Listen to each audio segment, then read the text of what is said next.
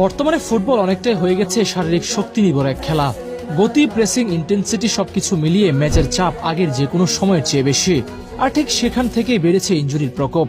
Brazilian forward নেইমারকে বলা হয় এই যুগের সবচেয়ে বেশি ইনজুরিতে জর্জরিত ফুটবলার।